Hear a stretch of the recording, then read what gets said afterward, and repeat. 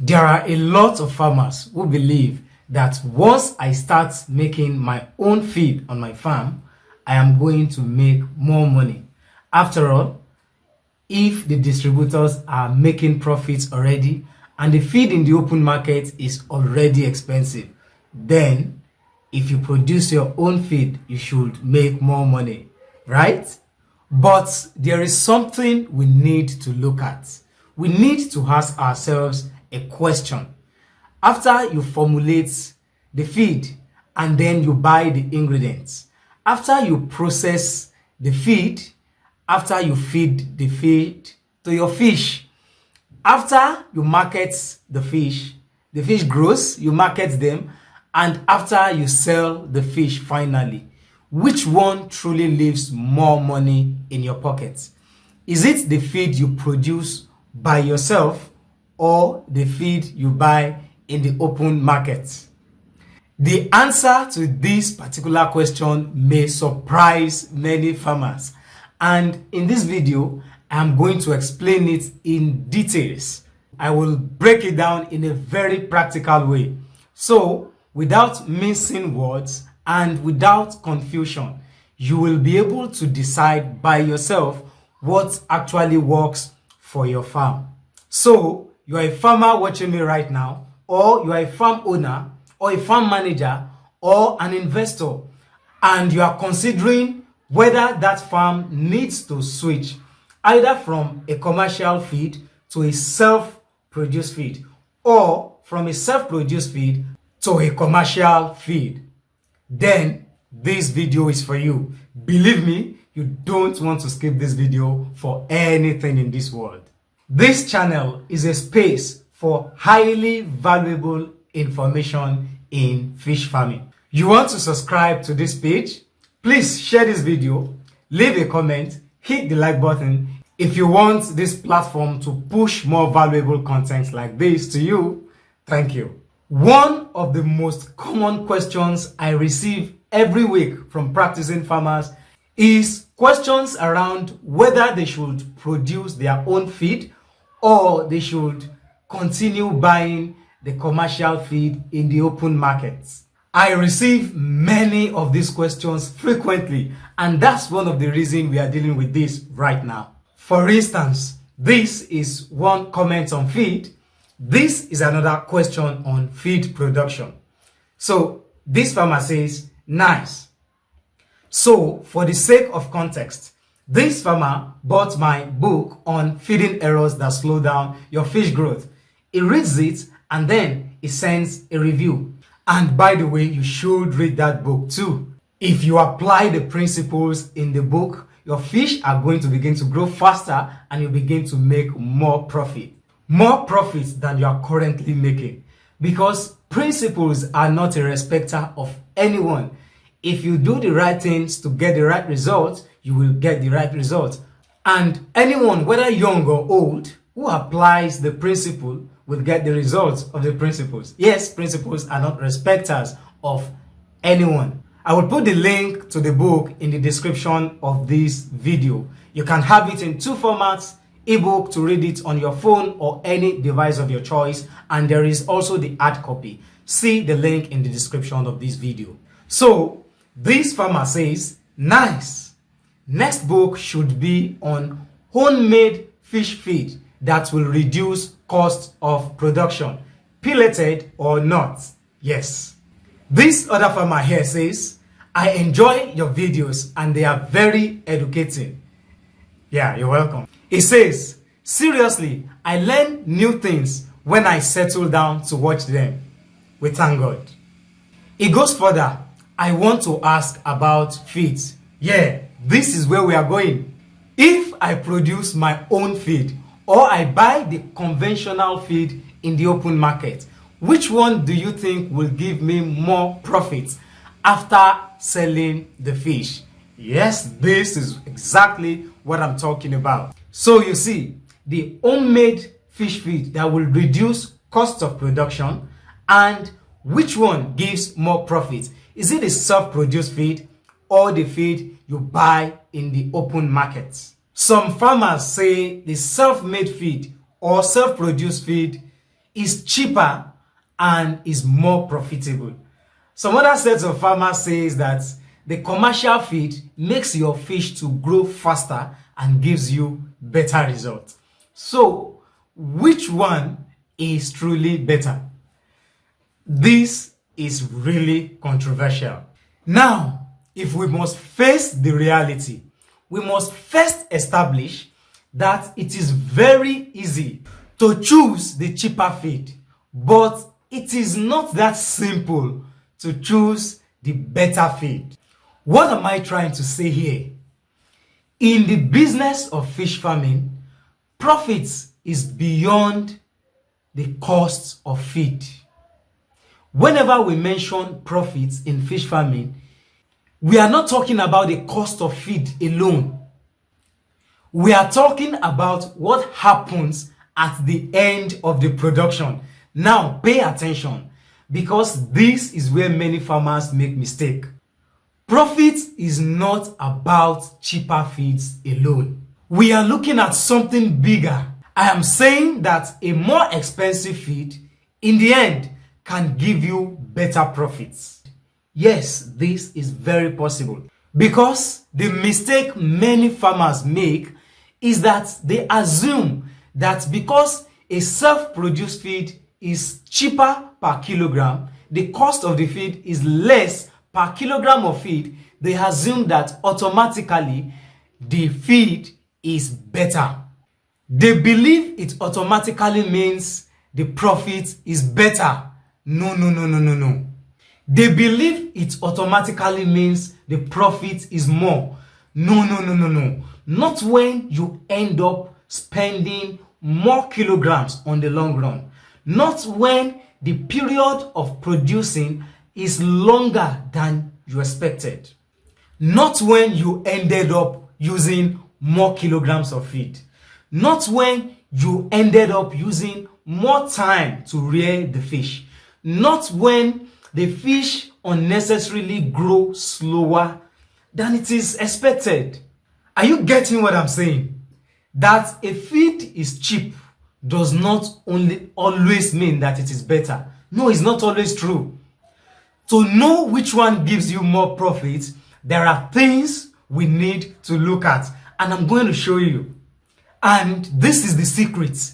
To know which one will give you more profit, whether it is the self-produced feed or the commercial feed in the open market. These are the things you need to look at. You need to look at how much money you spend.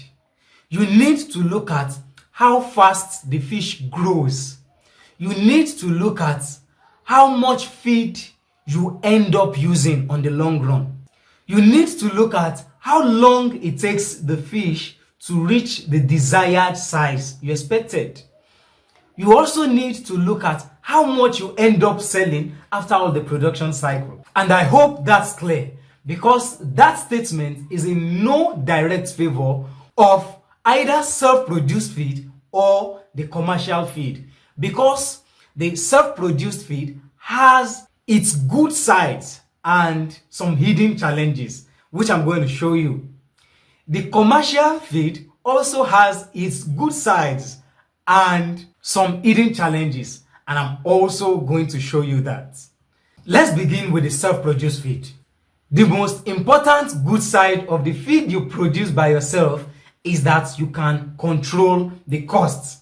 And we are all chasing after reduced costs of production. Almost every farmer who is not doing farming as a hobby is doing it to make profits.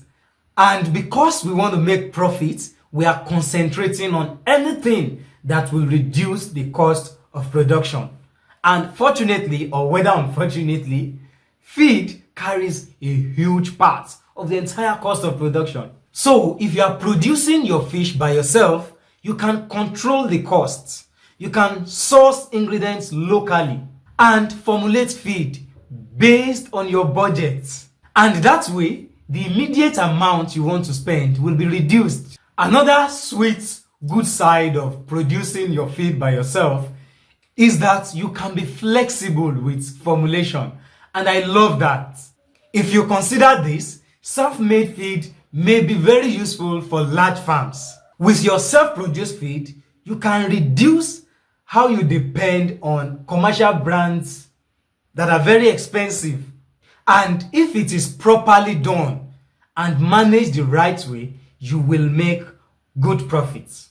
This is why many experienced farmers eventually consider producing their feed by themselves.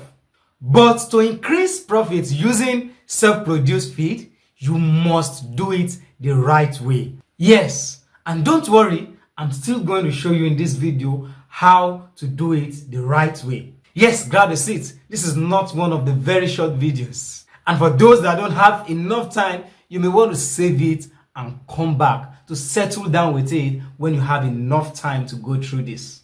Because really, to truly understand this, there has to be enough exposition, explanation, and balance. Now, if you are using self-produced feed, what are the hidden challenges?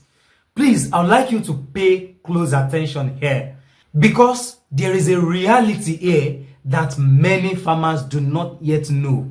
What I'm about to show you is a reality that many farmers who are producing fish feed on their farm do not yet understand. The farmers who are producing fish feed on their farm and truly really understands this reality I'm about to share are very few. And this is what most of the commercial feed brands that are popular really truly understands. If you are producing self-made feed, you need to first understand that producing fish feed is beyond mixing ingredients. If you understand what I'm saying, you will come to the reality that when you produce fish feed by yourself, you can control some things. You can manipulate some things to work to your advantage, and you can even make more money. But I want you to know that it is not only about making cheaper feeds. In fact, it is not about making cheaper feeds. It may be cheaper, but it is not about making cheaper feeds. There is a process. There is a process that determines if it will truly work. And processes do not answer to emotions or your feelings. And any farmer that carry out the process the right way will get that right result. And I'm going to show you the processes now. The first process is that you need a knowledge of good fish feed formulation. Yes. See, in feed production, it's not about combining ingredients. We want to produce 200 kilograms of feed. Let's use 80 kilograms of maize, 30 kg of soybean meal, 20 kg of GNC, 20 kg of fish meal. Oh, we don't have this. Okay, let's use poultry meal. Just put 8 kg. Okay, we don't have this. Add this. See, the combination matters so much, because we've seen a lot and we've heard a lot. If your nutrient is wrong, especially your protein, your vitamins, your minerals, and your energy, your fish will consume the feed. You see them eating it, but they won't grow fast. They won't grow well. You will think you are saving money while doing all those things, but you won't know that you are actually spending more. So you need good knowledge of feed formulation. Listen, can I say something? If you don't have knowledge of good formulation, or you don't have someone who understands it yet, then you have no business doing self-produced feed. That's the truth. Do you know why? Because that is the first step of the processes. Once that first step goes wrong, if you get that first step wrong, every other thing goes wrong, and you won't be able to correct it. So there is a how to formulate. And in the coming months, we'll be having a specialized training session on professional fish feed formulation. Now, I don't know when you'll be seeing this, but there is always another one coming. It is a recurring session. It is a closed-door physical meeting, and for participants who are unable to join us physically, we will be having a setup for them where they can join us virtually and interact with us in real time. This has to be physical because it is going to be hands-on and practical. The team of professionals will be showing you the most simplified way to formulate good quality fish feed. If you get yourself in that room, then you've hit it in feed formulation. You'll be given resources, materials, tools, and access to industry networks. If this makes sense to you and you think it is for you and you want to join the wait list, follow the link in the description of this video. So the first of the processes is good formulation knowledge. The second thing you need is quality ingredients. See, even with a correct formula, if the quality of your ingredients is poor, the quality of the feed will be bad. So we don't just buy ingredients here and there. For instance, if your fish meal is stale or your micro ingredients like lysine is exposed to the air, or your soybean meal or GNC is of low quality, or rats have even eaten out some nutrients in your maize, the quality of feed you will produce will be bad. That kind of feed you are producing will not supply the nutrients that your fish need. That's why on the long run you see that fish are feeding well but they are not growing well. Some farmers buy the cheapest ingredients. They buy the cheap ones, and they are cheap for a reason. I know what I'm saying. If you buy poor raw materials, it will affect the growth of your fish and it will waste your efforts. The next thing you need is proper grinding and pulverizing. Please pay attention here. Pay attention. These are the processes. You know, there is this thinking that once the ingredients pass through a grinder or a crusher, the job is already done. But there is a difference between a grinder and a pulverizer. There is a difference between grinding and pulverizing. If you grind, you still need to pulverize. When you grind, you are reducing the particles to smaller sizes, smaller sizes, smaller sizes. It is pulverizing that takes it further. It is pulverizing that makes the ingredients come out in fine particles, finer than sugar. Fine particles like yam flour. Yes, that fine particle. And I know someone may be asking, why is this necessary? Why all of these stories? Is it not just fish? It is not just fish. It is not just fish. It is fish, but it is not just fish. Yes. It is necessary because when you pulverize, it is easier for the fish to consume the feed. It is necessary because when you pulverize to fine particles, the nutrients in the ingredients will be available to the fish. It is one thing for the nutrients to be present in the ingredients. It is another thing for the nutrients present in the ingredients to be available for the fish to utilize it. So when you pulverize to fine particles, the nutrients becomes available and the fish can utilize the ingredients. Also, when you pulverize all the ingredients to fine particles, the ingredients can bind well. What you are mixing will be able to bind well and the feed will not disintegrate in water. So you see, it's not just fish. It is fish, but it's not just fish. See, these are the things that makes for good quality feed. Because in the case where the feed is disintegrating into water, it pollutes the water quickly. It causes feed wastage, nutrient escape, and so many other things. After pulverizing, the next process you need is mixing. Accurate mixing. You see, I use the word accurate mixing because generally in feed production, even in livestock feed production, many farmers do not understand the concept of mixing. Only very few farmers understand the concept of mixing. And since you have watched this video to this point, you will be understanding it crystal clear. The concept of mixing is such that after bringing several ingredients together and after mixing them together, if you take a portion from the mixed ingredients, that portion must represent the entire formulation. It must represent the exact formulation.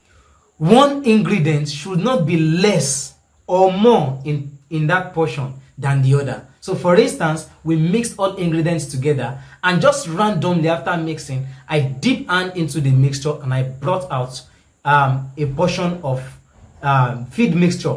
I go into another place randomly and pick into it. These two portions must give us the same full representation of the formulation. It must have the exact formulation, the same quantity and the same proportion. Yes, it must be uniform and it must be consistent. There are a lot of farmers who produce feed by themselves and they mix manually. They use shovel, they use bowl and drums, or they spread tarpaulin or nylon on the floor. And there may be nothing wrong with manual mixing, but the challenge is consistency. I mean, uniformity. It has to be uniform. For a proper mixing, everything must be uniform. There are no two ways. Not a situation where some parts of the mixture has a higher quantity of fish meal than the other, and another part has higher maize than the other. That means the formulation is no longer what you are working with, and that means the nutrients cannot be evenly distributed. You see, if you feed that kind of feed to fish, they will not do well. In feed production, consistency matters a lot. Uniformity, even distribution, it matters a lot. So if you want consistent quality, and if profit is what you are looking at as the end goal, I mean good profits, sustainable profits, not a fluke, then manual mixing is not a sustainable or a long-term solution. That is just my honest and transparent recommendation. A mechanical mixer will give you good uniformity and it will save time. Just within 5 to 10 minutes using horizontal mixers, you can mix your feed ingredients and you will save more time. So a mechanical mixer will help you achieve a uniform mixture and it will also save you the stress of labor. I mean, in few minutes, just in 5, 6, 7 minutes, you have mixed. So the question can be that, and I think someone is asking me right now as you're watching me, what if I'm not ready to invest in a mechanical mixer? Yes, it's fine. I mean, that's perfectly okay. You may not be ready financially or based on other reasons. And if you are not ready to invest in a mechanical mixer, I honestly would not recommend that you start producing your feed by yourself. So if you really want to scale, invest in the equipment. If you are not ready to invest in the equipment, there's no need yet to scale up. See, I'm saying this because if you want your fish to do well, mixing must be uniform. If you want your fish to grow fast, mixing must be uniform. If from that your fish you want to get good and you want to maximize your profit, mixing must be done well. There are no two ways. After accurate mixing, the next process that must go well is pelletizing or extrusion. This is where we manipulate the texture, how soft or how hard the feed is. This is where we manipulate the form and the shape of the feed. And this is where we manipulate the size of the feed. If this is not done correctly too, the fish will not convert the feed well to flesh. After pelletizing or extrusion, Next process you need is proper drying. Emphasis on proper drying. See, when feed is freshly produced, it comes out with moisture. So we have to dry the feed properly. So if the feed is not properly dried, it can spoil quickly. Molds can begin to grow on it, and that will affect the health of the fish. Let me just quickly mention this here, that a feed that was not properly dried may actually appear to be okay. It may appear like it is a good feed, but what will happen is that spoilage will set in quickly. Yes, there are situations where feed that were not dried properly, they look good, they appear good until they store it. After storage, it goes bad. So, moral lesson, ensure that drying is done properly. Emphasis on proper and properly. And finally, you need proper storage. Are you aware that in fish farming, storage matters so much? That is why in my book, Feeding Errors That Slow Down Fish Growth, I dedicated a whole chapter to deal with this storage, because there are many things that people do not know about how to store their feed on their farm. And I took time to explain how to do exactly that in this book. If you have not read this book as a fish farmer, please get a copy. The link will be in the description of this video. If your feed is exposed to heat, moisture, or pests, the nutrients will escape over time. See, even if the feed was well made initially, but every other thing was done correctly, but storage was not done properly, the feed can go bad. The quality can be affected even before you start giving it to the fish. Sometimes even after you started giving it to the fish. And that's about self-produced feed, the feed you produce by yourself. Now, let's look at the good sides and the hidden challenges of the commercial feed that you buy in the open market. Let's begin with the good sides, because commercial feed is popular for a reason. Commercial feed is usually professionally formulated. Commercial feed is usually nutritionally balanced. It is usually consistent in quality, and they are usually easy to use. When you manage it well, commercial feed will give you faster results. And honestly, for many farmers, especially beginners, commercial feed will help them to reduce costly mistakes. And what is the hidden challenge? The major issue with commercial feed is the cost. It is expensive. Commercial feed is expensive, and this is why many farmers feel pressured to switch to self-produced feed. But I want you to know that because a feed is expensive, it does not mean it is automatically bad. No. If a feed is expensive, but it gives you faster growth and a better weight at the time of harvest, then it is a good feed. Yes, because you will be smiling to the bank. Now that we have looked at the good sides and the hidden challenges of both the self-made feed and the commercial feed, let us answer the question. Which one gives more profit? Is it the feed you produce by yourself or the commercial feed you buy in the open market? Which one gives more profits? And there is a reason we first look at the good sides and the hidden challenges of both self-made feed and commercial feed. This is the reason we want to be able to tackle this key question: which one gives more profits? So now that you know the secrets, you know the hidden challenges, you know the good sides of both, and you know the processes. So which one gives more profits? My pause was actually deliberate. Now, the answer to that question depends on one important thing. Can you produce good quality feed consistently? Your honest answer to that question will tell you what to do on your farm. If the feed you produce on your farm is well formulated and all the processes goes well, I mean, your ingredient sourcing, your mixing, your pulverizing, grinding, all of those things goes well. Extrusion, drying, storage, then your feed will do well and you will make more profits. And your profits will increase very well. In fact, your profits will increase significantly well.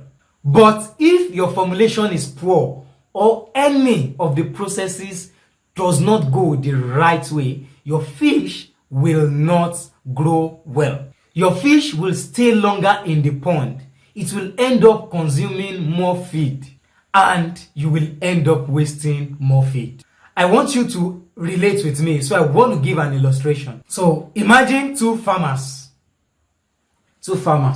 Yes. So this is farmer A and farmer B. This is farmer A and farmer B. Farmer A buys commercial feed. Farmer B produces his feed by himself. So this is farmer A, this is farmer B. He is producing feed by himself. It means that his costs of buying feed is low. Now, every other thing is the same. And after 5 months, this is harvest time. Farmer A has an average weight of 1.2 kilogram of fish.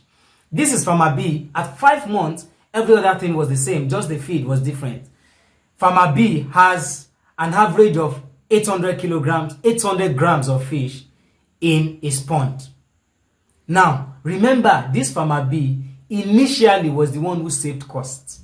Remember, he produced his feed, but farmer A will still make more profits because within a short period of time compared to this, they both produced at 5 months, and within that 5 months, it produced 1.2 kilogram average weight. Now, when the fish is bigger, it commands the higher value. So he's going to make more profits because his fish grow faster, he's going to make more money, and even within a short period of time, that cycle, while farmer B is still struggling to reach 1 kg, 1.2 kg, this farmer has completed the cycle and began another cycle. So within shorter period, he's able to produce, and his cycle already is in his second cycle, while this guy is still trying to reach an average of 1.2 kg. But hey, farmer A is going to harvest and begin the cycle again. See, this is why that a feed is cheaper does not mean it is the good feed. That a feed is cheaper does not translate that it will give you a better result. So my recommendations will be that if you are a beginner, it may be safer for you to learn how to manage your fish. And if you are an experienced farmer and you are one who understands feed formulation and all the processes that I have explained in details, and you have the capacity, then self-made feed can give you the profits if it is done the right way. What you consider is whether the feed supports fast growth at the best cost. I mean, at a reasonable cost. Does this feed support fast growth? That's the key. That is the key. So, should you produce your own feed or you should buy from the open market?